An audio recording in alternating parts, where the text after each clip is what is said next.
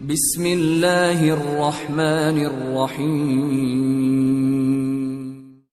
جواب میں تمام بن علقمہ تھوڑی دیر تک اپنی بیوی کی لاش کے پاس کھڑا رہا، پھر وہ دوسری لاشوں کا جائزہ لینے لگا تھا، جبکہ یوسف بن بخت زخمی عورتوں اور مردوں کی طرف بڑھا جہاں زخمیوں کو ایک جگہ رکھا گیا تھا اور لشکر کے سارے طبیب ان کی دیکھ بھال کر رہے تھے۔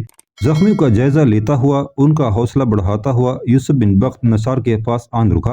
اس کے پاس ایک طبیب بیٹھا ہوا تھا اور نثار اس وقت خون میں لت پت بے ہوش پڑی تھی۔ اس موقع پر یوسف بن بخت کی حالت خراب ہو رہی تھی۔ تھوڑی دیر تک بے ہوش نثار کو یوسف بن بخت دیکھتا رہا، پھر وہاں سے ہٹ کر وہ دوسرے زخمی عورتوں کا جائزہ لے رہا تھا، طبیبوں کو پوری تندہی سے ان کی دیکھ بھال کرنے کی تاکید کر رہا تھا۔ سب کا جائزہ لینے کے بعد ایک بار پھر یوسف بن بخت پلٹا اور نثار کے قریب آن رکا تھا، اور لشکر میں جو عورتیں بچ گئی تھی وہ ادھر ادھر بھاگتے ہوئے زخمیوں کو پانی پلا رہی تھی اور ان کی مرہم پٹی کا سامان کر رہی تھی۔ یوسف بن بخت جب نثار کے پاس بیٹھا تو اس نے دیکھا نثار ہوش میں آ چکی تھی۔ اس نے آہستہ آہستہ اپنی آنکھیں کھولی، ایک گہری نگاہ اس نے اپنے قریب بیٹھے یوسف بن بخت پر ڈالی، پھر اس کی ہلکی مدم سی آواز سنائی دی، امیر، میں جانتی ہوں میری کہانی تمام، میری زندگی کی داستان ختم ہو رہی ہے۔ یوسف بن بخت نے تڑپ کر اس کا ہاتھ اپنے ہاتھ میں لیا اور کہنے لگا، فکر مند نہ ہو، تم ٹھیک ہو جاؤ گی۔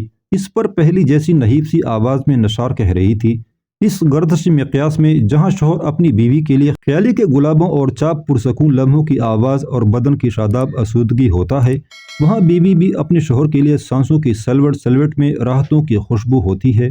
یہاں تک کہنے کے بعد نثار نے ایک ہچکی سی لی تھی، لمحہ بھر کے لیے اس کی آنکھیں بند ہو گئی، پھر اس نے اپنے آپ کو سنبھالا اور پہلے سے بھی مدیم اور دھیمی آواز میں وہ کہہ رہی تھی، موت میری زندگی کی تنابیں بہت تیزی سے کاٹ رہی ہیں، غم کی عقوبت گاہیں اور وحشتیں میری تقدیر کی در دیوار پر رقم کر رہی ہیں، میرے چاروں طرف وہموں اور گلتے اندیشے اور تعبیروں کے دکھ سلگنے لگے ہیں۔ اس سے آگے نثار کچھ نہ کہہ سکی، خاموش ہو گئی۔ طبیب نے تڑپ کر اس کی نبض پر ہاتھ رکھا اور دکھ کی چادر کے اندر ایک موہوم سی امید نمودار ہوئی۔ پھر وہ طبیب یوسف بن بخت کی طرف دیکھتے ہوئے کہنے لگا، نبض چل رہی ہے لیکن، یہاں تک کہتے کہتے طبیب رک گیا۔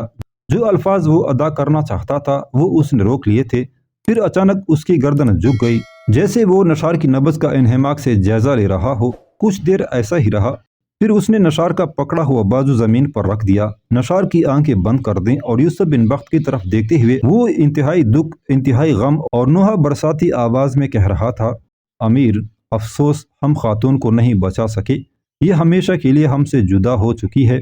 یہ سنتے ہی یوسف بن بخت اس سمے انتہا درجے کا اداس اور غمزدہ ہو گیا تھا، اس کی آنکھوں سے پانی بہہ نکلا تھا، گردن اس کی جھک گئی تھی جیسے وہ اپنے چہرے کو دونوں گھٹنوں میں چھپا لے گا۔ ارد گرد کڑے اس کے لشکری بھی اداس اور افسردہ ہو گئے تھے۔ اس ماحول کو دیکھتے ہوئے وہ سنبھلا، اٹھا، نثار کی لاش اٹھائی، پھر وہ اس کو لشکر میں دوسری عورتوں کی طرف لے جا رہا تھا تاکہ سب کی تجہیز و تکفین کا اہتمام کیا جا سکے۔ مرنے والی عورتوں اور مردوں کی تدفین کے بعد یوسف بن بخت نے ابھی تک اپنے پڑاؤ میں قیام کیا ہوا تھا، تاہم اس نے اپنے کچھ مخبر دشمن کی نقل و حرکت کے علاوہ یہ جاننے کے لیے روانہ کر دیے تھے کہ دشمن کا بڑا پڑاؤ کہاں ہے، جہاں سے نکل کر وہ یوسف بن بخت سے ٹکرائے تھے یا آس پاس کے مسلمان علاقوں پر حملہ آور ہوتے ہیں۔ اب دشمن کے خلاف کارروائی کرنے کے لیے یوسف بن بخت کو اپنے انہی مخبروں کی واپسی کا انتظار تھا۔ ایک روز یوسف بن بخت اپنے خیمے میں اپنے نائب تمام بن علقمہ کے ساتھ کسی موضوع پر گفتگو کر رہا تھا کہ دروازے پر دو نوجوان نمودار ہوئے۔ ان میں سے ایک وہ تھا جس نے یوسف بن بخت کے حویلی کے باہر نعل بندی کرنے والے کا کردار ادا کر کے نثار پر حملہ آور ہونے والوں کو قتل کیا تھا۔ اس کا نام عاصم بن طفیل تھا، دوسرا اس کا ساتھی تھا جس کا نام مسلم بن ہیرا تھا۔ جب وہ خیمے کے دروازے پر نمودار ہوئے تب یوسف بن بخت نے لمحہ بھر کے لیے ان دونوں کی طرف بڑے غور سے دیکھا، ساتھ ہی اس کے لبوں پر ہلکا سا تبسم بھی نمودار ہوا تھا۔ پھر انہیں مخاطب کر کے کہنے لگا، ابن طفیل، ابن ہیرا، خیریت تو ہے؟ تم دونوں خیمے کے دروازے پر کیوں کڑے ہو گئے ہو؟ اندر آ جاؤ۔ یوسف بن بخت کے ان الفاظ کے ساتھ ہی وہ خیمے کے اندر داخل ہوئے۔ دونوں آگے بڑھ کر خالی نشستوں پر بیٹھ گئے۔ پھر ان دونوں میں سے کوئی گفتگو کا آغاز کرنا ہی چاہتا تھا کہ یوسف بن بخت نے انہیں مخاطب کرنے میں پہل کی اور کہنے لگا، تم دونوں کے چہروں کے تاثرات اور تم دونوں کی حالت بتاتی ہے کہ تم دونوں کسی خاص مقصد کے تحت میرے پاس آئے ہو، بولو کیا معاملہ ہے؟ جواب میں عاصم بن طفیل بڑے دکھ بھرے انداز میں یوسف بن بخت کی طرف دیکھتا رہا، پھر کہنے لگا، امیر، سب سے پہلے تو مجھے اس بات کا بے حد افسوس ہے کہ جس بہن کی میں نے حفاظت کرتبہ میں کی تھی وہ یہاں ہم سے ہمیشہ کے لیے بچھڑ گئی ہے۔ امیر، پچھلی شب میں نے اور میرے اس ساتھی ابن ہیرا نے بڑے کرب میں گزاری ہے۔ آپ کی ماں، آپ کی بہن، آپ کے بھائی کو قتل کرنے والے شکنا کے ساتھی تھے۔ آپ کے لیے وہی دکھ اور صدمہ ناقابل برداشت تھا۔ اب ہماری بہن نشار ہمیشہ کے لیے بچھڑ گئی ہے تو میں سمجھتا ہوں اس سے بڑھ کر صدمہ کیا ہو سکتا ہے۔ ہم دونوں نے مل کر ایک فیصلہ کیا ہے، اگر آپ ہمیں اجازت دیں کہ ہم شکنا کے گروہ میں شامل ہوں اور وہاں۔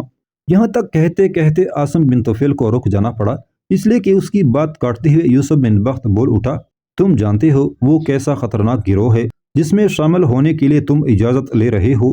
ابھی کل ہی کچھ قاصد امیر عبد الرحمن کی طرف سے آئے ہیں اور انہوں نے انکشاف کی ہے کہ جبل تلیتلا کے اندر امیر کے ساتھ شکنا کا تصادم ہوا۔ اس تصادم کے نتیجے میں بے شک امیر نے شکنا کو بدترین شکست دی ہے، لیکن وہ کوہستانی سلسلہ کیونکہ شکنا کا مسکن ہے، وہ ایک درے سے نمودار ہوتا ہے اور دوسرے سے غائب ہو جاتا ہے، اس لیے زیر نہیں کیا جا سکا۔ ساتھ ہی آنے والوں نے یہ بھی خبر دی ہے کہ اب عبد الرحمن اپنی لشکر کے ساتھ واپس کرتبہ چلا گیا ہے اور شکنا سے نمٹنے کے لیے اس نے تلیتلا کے والی کو ہدایت جاری کر دی ہے۔ ان حالات میں تمہارا شکنا کے پاس جانا خطرے سے خالی نہیں ہوگا۔ یوسف بن بخت جب خاموش ہوا تب عاصم بن طفیل پھر بول اٹھا، امیر، ہمارا شکنا کے گروہ میں شامل ہونا انتہائی ضروری ہے۔ میں نے ارادہ کر لیا ہے۔ میں تو رات کو قسم کھانے لگا تھا لیکن میں اس سے باز رہا۔ بہرحال میں نے ارادہ کر لیا ہے کہ میں اس زکائی اور تولہ کا خاتمہ ضرور کروں گا، اور اس کام میں میرا یہ ساتھی مسلم بن ہیرا میری معاونت کرنا چاہتا ہے، میرا ساتھ دینا چاہتا ہے۔ ہمارے کچھ اور ساتھی بھی ہمارے ساتھ شکنا کے گروہ میں شامل ہوں گے۔ امیر، میں آپ پر انکشاف کروں کہ ہمارے مخبر جو ارد گرد کے علاقوں میں کام کر رہے ہیں ان میں ایک نے بتایا ہے کہ 2 دن تک شمال کی جنگجو عیسائیوں کا ایک گروہ شکنا کے گروہ میں شامل ہونے کے لیے جنوب کی طرف سفر کرے گا۔ میں آپ سے اجازت لینے آیا ہوں کہ میں اور میرا ساتھی دونوں نصرانیوں کے اس گروہ میں شامل ہو جائیں گے اور شکنا کے پاس چلے جائیں گے۔ ان کے اندر رہتے ہوئے میں زکائی اور تولہ کو تلاش کروں گا۔ سب سے پہلے ان دونوں کو موت کے گھاٹ اتاروں گا۔ اس کے بعد میں شکنا کے متعلق آپ کو اور امیر عبد الرحمن کو ضروری اطلاعات بھی فراہم کرتا رہوں گا۔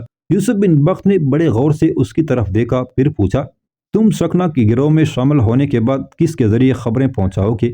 عاصم بن طفیل کے چہرے پر تبسم نمودار ہوا، کہنے لگا، بس امیر، یوں جانیں کچھ مخبروں کے ساتھ ہمارا تعلق اور رابطہ رہے گا، وہ بھی ہمارے لیے کام کریں گے، اور دیکھیں میں اپنے کام کی ابتدا کیسے کرتا ہوں۔ امیر، میں آپ کو یقین دلاتا ہوں کہ زکائی اور تولہ کے خاتمے کے ساتھ ساتھ میں شکنا سے متعلق بھی اہم معلومات فراہم کرتا رہوں گا۔ بس ایک بار مجھے اور میرے ساتھی کو شمال کی طرف سے آنے والے عیسائیوں کے گروہ میں شامل ہو کر شکنا کے پاس جانے کی اجازت دے دیجیے، اس کے بعد دیکھیے گا ہم کیا نتائج سامنے لاتے ہیں۔ اس کے علاوہ اطلاعات فراہم کرنے کے لیے میں اپنے ساتھیوں سے بھی کام لے سکتا ہوں۔ یہاں تک کہنے کے بعد ابن طفیل رکا، پھر اپنی گفتگو کو آگے بڑھاتے ہوئے کہہ رہا تھا، امیر، اگر زکائی اور تولہ شکنا کے گروہ میں رہتے ہوئے ہمارے خلاف حرکت میں آنے کی جرت اور جسارت کر سکتے ہیں، ان کے آدمی نے میری بہن نشار اور اس کے ماں باپ کو نشانہ بنانے کی کوشش کی، انہی کے آدمی نے آپ پر حملہ آور ہونے کی جسارت کی، کیا ہم ایسے گئے گزرے ہیں کہ ہم ان کی حرکتوں کا کوئی جواب نہیں دے سکتے؟ امیر، ان کے اندر ہی رہ کر میں آپ کو یقین دلاتا ہوں کہ میں زکائی اور تولہ دونوں کو ان کے بدترین انجام تک پہنچاؤں گا، صرف آپ مجھے اور میرے ساتھی کو اجازت دیں کہ ہم ان کے گروہ میں شامل ہو جائیں۔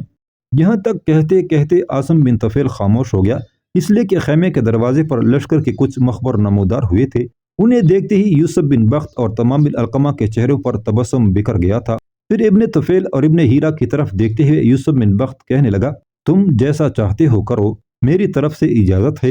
اس سلسلے میں تمہیں کسی چیز کی ضرورت ہو تو بولو۔ اس پر بے پناہ خوشی کا اظہار کرتے ہوئے عاصم بن طفیل اور مسلم بن ہیرا دونوں اٹھ کر کھڑے ہوئے۔ اس بار مسلم بن ہیرا کہنے لگا، امیر، ہمیں کسی چیز کی ضرورت نہیں، آپ نے ہمیں اجازت دے دی، اب آپ دیکھے گا کہ ہماری کوششیں کیا رنگ لاتی ہیں۔ اس کے ساتھ ہی عاصم بن طفیل اور مسلم بن ہیرا دونوں یوسف بن بخت کے خیمے سے نکل گئے تھے۔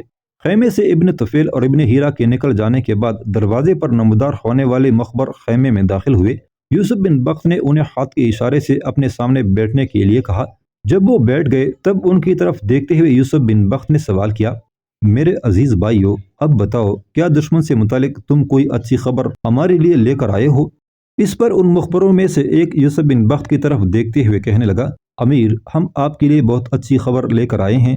یہ جو ہمارے مغرب کی جانب کوہستانی سلسلہ ہے اس کے اندر دو بڑے بڑے درے ہیں، ایک بائیں جانب اور دوسرا دائیں جانب، دونوں کے درمیان لگ بھگ 6 سے 7 میل کا فاصلہ ہوگا۔ امیر ان دروں کو پار کرنے کے بعد جب دوسری طرف جائیں تو کھلی وادیاں ہیں، انہی وادیوں کے اندر فرانس کے بادشاہ شارلمان کے بھتیجے رولینڈ اور شمال کی عیسائی ریاست کے حکمران ترویلا نے اپنے متحدہ لشکر کے ساتھ قیام کیا ہوا ہے۔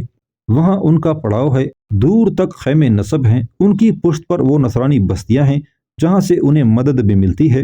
اس کے علاوہ ان کے لشکر میں سینکڑوں ایسے خیمے نصب ہیں جن کے اندر انہوں نے لوٹ مار کا سامان بھرا ہوا ہے۔ یہ سامان زیادہ تر وہ ہے جو انہوں نے مسلمانوں کے علاقوں پر حملہ آور ہو کر حاصل کیا ہے۔ اس کے علاوہ ان کی پشت پر جو نصرانی بستیاں ہیں انہوں نے بھی انہیں بہت کچھ دیا ہے۔ وہ یہ سمجھتے ہیں کہ رولینڈ اور ترویلا دونوں مسلمانوں کے خلاف حرکت میں آ کر ثواب کا کام کر رہے ہیں، لہٰذا ان کی پشت پر پہلی جو نصرانی بستیاں ہیں ان سب نے اتحاد کر کے ان دونوں کے متحدہ لشکر کے پاس ضروریات زندگی کی اشیاء کے ڈھیر لگا دیے ہیں، اور وہ بھی انہوں نے مختلف خیموں میں منتقل کر رکھی ہیں۔ مخبر جب خاموش ہوا تب کسی قدر پرسکون انداز میں یوسف بن بخت اپنے نائب تمام بن علقمہ کو مخاطب کرتے ہوئے کہہ رہا تھا، ابن علقمہ، درے سے گزرتے ہوئے دشمن نے جو ہمیں نقصان پہنچایا تھا، جس کے نتیجے میں لشکر کی انگنت عورتوں کے علاوہ ہمارے بہت سے لشکری مارے گئے، وقت آ گیا ہے کہ ہم دشمن سے انتقام لیں۔ یہاں تک کہنے کے بعد یوسف بن بخت رکا، کچھ سوچا، پھر تمام بن علقمہ کو مخاطب کرتے ہوئے کہنے لگا، ابن علقمہ، ہمارے یہ مخبر جو اطلاعات لے کر آئے ہیں ان کی روشنی میں ہم نے دشمن کے خلاف کارروائی کرنی ہے۔ دیکھو، جس طرح پہلے لشکر کو 2 حصوں میں تقسیم کر کے ہم اپنی کارروائی کرتے تھے، لشکر کو اسی طرح 2 حصوں میں تقسیم کیا جائے گا۔ تقسیم کے بعد لشکر کے دونوں حصے مستعد رہیں گے۔ لشکر میں جو اس وقت لشکریوں کے اہل خانہ ہے وہ تمہارے لشکر میں رہیں گے۔ تم ایسا کرو گے کہ ہمارے مکرم میں جو کوہستانی سلسلہ ہے، اس میں جو بائیں جانب درہ ہے، اس سے نمودار ہونے کے بعد بالکل کوہستانی سلسلے کے پہلو پر اپنے لشکر کے ساتھ پڑاؤ کرو گے، جس سے دشمن یہ اندازہ لگائے گا کہ ہم ان پر ضرب لگانے کے لیے ان کے سامنے آئے ہیں۔ تم دشمن کے قریب نہیں جانا، دور رہنا، لیکن جنگ کے لیے بالکل تیار رہنا اور مستعد ہو کر رہنا۔ ویسے مجھے امید نہیں کہ جب تم کوہستانی سلسلے کے دامن میں اپنے لشکر کے ساتھ پڑاؤ کرو گے تو دشمن وہاں تک آ کر تم پر حملہ آور نہ ہوگا، اس لیے کہ تمہارا فاصلہ ان سے اس قدر دور ہوگا، وہ یہ اندازہ نہیں لگا پائیں گے کہ ہمارا سارا لشکر ان کے سامنے پڑاؤ کر چکا ہے یا آدھا۔ اس لیے تم نے ان کے درمیان اس طرح فاصلہ رکھنا ہے کہ وہ ہمارے لشکر کی تعداد کا اندازہ نہ کر سکیں۔ کوہستانی سلسلے کے دامن میں اپنے حصے کے لشکر کے ساتھ پڑاؤ کرنے کے بعد جو کام تم سب سے پہلے کرو گے وہ یہ کہ کچھ دیر رک کر دشمن کے رد عمل کا جائزہ لینا۔ اگر دشمن تمہارے خلاف حرکت میں نہ آئے تو ہمارے لشکر کے اندر جو لشکریوں کے اہل خانہ ہے انہیں محفوظ کرنے کے بعد تم لشکر کے ساتھ گھوڑوں پر سوار ہونا اور تکبیریں بلند کرتے ہوئے دشمن کی طرف بڑھنا۔ دشمن یہ خیال کرے گا کہ مسلمان ہم پر حملہ آور ہونے کے لیے بڑی تیزی سے ان کی طرف پیش قدمی کر رہے ہیں، لہٰذا وہ بھی تمہارے لشکر پر ضرب لگانے کے لیے آگے بڑھیں گے۔ وہ جنگ کو اپنے پڑاؤ سے دور رکھنے کی کوشش کریں گے۔ جب تم دیکھو گے کہ دشمن اپنے لشکر کے ساتھ تمہاری طرف بڑھ رہا ہے تو تم آگے بڑھنے کی رفتار کم کر دینا۔ جب تم جانو کہ وہ بالکل نزدیک آ گیا ہے تب اپنے لشکر کو بالکل روک دینا اور اگلی صفوں کو بالکل مستعد کر دینا کہ ان کے پاس تیر کمان تیار ہوں، اور جو ہی دشمن ان کی تیروں کی زد میں آئے لگاتار اگلی صفیں ان پر تیر برسائیں گی، جس کے نتیجے میں دشمن کی اگلی صفیں چلنی ہو جائیں گی اور یوں ان کے اندر ایک کلبلی مچ جائے گی۔ جب ایسا ہوگا تب ان کی اگلی صفوں کی تباہی اور بربادی کے بعد دشمن سنبھلنے میں کچھ وقت لے گا۔ اتنی دیر تک تم پیچھے ہٹ جانا اور اگر دشمن بڑھے تو پھر انہیں اپنی تیروں کی باڑ پر رکھ لینا۔ اس طرح دشمن کو تم پر حملہ آور ہونے میں دیر لگے گی۔ جب دشمن تمہارے سامنے اسی کشمکش میں مصروف ہوگا تب میں اپنے کام کی ابتدا کروں گا۔ جس وقت تم یہاں سے کوچ کر جاؤ گے اسی وقت رات کے اندھیرے میں میں بھی دائیں درے کی طرف چلا جاؤں گا اور گات میں رہوں گا، لیکن یہاں سے کوچ کرنے سے پہلے ایک احتیاط کرنی ہے کہ اپنے کچھ مخبروں اور مسلح جوانوں کو اس علاقے میں پھیلا دینا، اور جہاں کہیں بھی دشمن کا کوئی اہلکار یا مشتبہ شخص نظر آئے اسے موت کی گھاٹ اتار دینا ہے تاکہ ہماری نقل و حرکت کی اطلاع دشمن تک نہ پہنچ سکے۔ اب جو معاملہ آگے ہوگا وہ کچھ اس طرح ہوگا، جب تمہاری طرف سے برسنے والے تیروں کی وجہ سے دشمن ششپنج میں ہوگا اور تم مزید پیچھے ہٹ جاؤ گے، دشمن سنبھل کر تمہاری طرف بڑھنے کی کوشش کرے، اسی لمحے میں اپنی گات سے نکل کر ان کی پشت پر نمودار ہوں گا۔ میں ایک دم سے دشمن پر حملہ آور نہیں ہوں گا، میں پہلے دشمن کے پڑاؤ کو اپنا نشانہ بناؤں گا۔ پڑاؤ کے اندر جس قدر مسلح جوان ہوں گے انہیں تہ تیغ کر دوں گا اور پڑاؤ کے اندر دشمن کے جس قدر عورتیں ہوں گی انہیں گرفتار کر لوں گا۔ اپنے لشکر کا ایک حصہ وہاں چھوڑ دوں گا جو نہ صرف گرفتار ہونے والی عورتوں اور مردوں کو اپنی حفاظت میں لے لیں گے بلکہ پڑاؤ کی ہر چیز سمیٹ لیں گے، اور یہ کام کرنے کے بعد میں اپنے لشکر کو استوار کرتا ہوا بڑی تیزی سے تمہاری طرف بڑھوں گا اور دشمن کی پشت کی طرف سے حملہ آور ہوں گا۔ جب ان کے پڑاؤ میں شور و غل بلند ہوگا تو اسے سن کر دشمن پلٹ بھی سکتا ہے۔ اس موقع پر تم بالکل تیار اور مستعد رہنا۔ اگر دشمن پلٹ کر مجھ پر حملہ آور ہونا چاہے تو تم اس کے تعاقب میں رہنا۔ جب دشمن بھاگے گا تم اس کے تعاقب میں نکلو گے تو تعاقب کرتے ہوئے بھی ان پر تیروں کی بوچھاڑ کرتے رہنا تاکہ ان کی پچھلی صفیں متاثر ہوں، ان کے لشکر کی تعداد کم ہو۔ اتنی دیر تک میں بھی سنبھل چکا ہوں گا۔ اگر میں پڑاؤ میں کارروائی مکمل نہ کر سکا تب بھی دشمن کے پلٹنے تک پڑاؤ کے اندر جو مسلح جوان ہوں گے ان کا خاتمہ ضرور کر دوں گا، اور پھر اپنی لشکر کا ایک حصہ وہاں پڑاؤ اور قیدیوں کو اپنی گرفت میں رکھنے کے لیے چھوڑنے کے بعد میں بھی سامنے کی طرف سے دشمن کا مقابلہ کرنے کے لیے تیار ہو جاؤں گا۔ یہاں تک کہنے کے بعد یوسف بن بخت رکا، سوچا۔ اس کے بعد وہ دوبارہ ابن علقمہ کو مخاطب کرتے ہوئے کہہ رہا تھا، ابن علقمہ میرے بھائی، میرے خیال میں جو کچھ میں نے کہا ہے وہ تم سمجھ چکے ہوگے۔ تمام بن علقمہ ابھی تک خاموش تھا۔ یوسف بن بخت جب تفصیل کہہ چکا تب اس نے مسکراتے ہوئے اس کی طرف دیکھا اور کہنے لگا، میرے عزیز بھائی تم فکر ہی نہ کرو، دشمن نے جو دروں سے گزرتے ہوئے اچانک حملہ آور ہو کر ہمیں نقصان پہنچایا تھا، خداوند قدوس کو منظور ہوا تو دشمن کو ہم اس سے کہیں زیادہ نقصان پہنچائیں گے اور اسے بتائیں گے کہ جب ہم انتقام لینے پر اتریں تو اس انتقام کی کیا نوعیت ہوتی ہے۔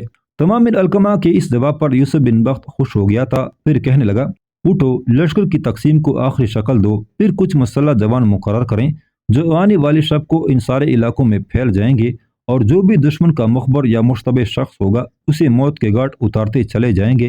جب ایسا ہو چکے گا تب میں اور تم اپنی اپنی سمت سے اپنے لشکر کو لے کر کوچ کر جائیں گے۔ اس کے ساتھ ہی تمام بن علقمہ اٹھ کھڑا ہوا، مخبر بھی کھڑے ہو گئے، پھر وہ خیمے سے نکل گئے تھے۔ اگلے روز کا سورج جب طلوع ہوا تب جس میدان کے اندر شارلمان کے بھتیجے رولینڈ اور ترویلا نے اپنے متحدہ لشکر کے ساتھ پڑاؤ کیا ہوا تھا اس میدان میں ایک تبدیلی رونما ہو گئی، اس لیے کہ اس میدان کے جنوب کی طرف جو کوہستانی سلسلہ تھا اس کے بالکل ساتھ ساتھ تمام بن علقمہ اپنے لشکر کے ساتھ پڑاؤ کر چکا تھا۔ کوہستانوں سے گری ہوئی اس وادی میں ابن علقمہ کے نمودار ہونے پر رولینڈ اور ترویلا چونکے تھے۔ وہ جان گئے تھے کہ وادیوں کے اندر مسلمان لشکر ان کے ساتھ جنگ کی ابتدا کرنے کی کوشش کرے گا، لہٰذا وہ بھی جنگ کی تیاریاں کرنے لگے تھے۔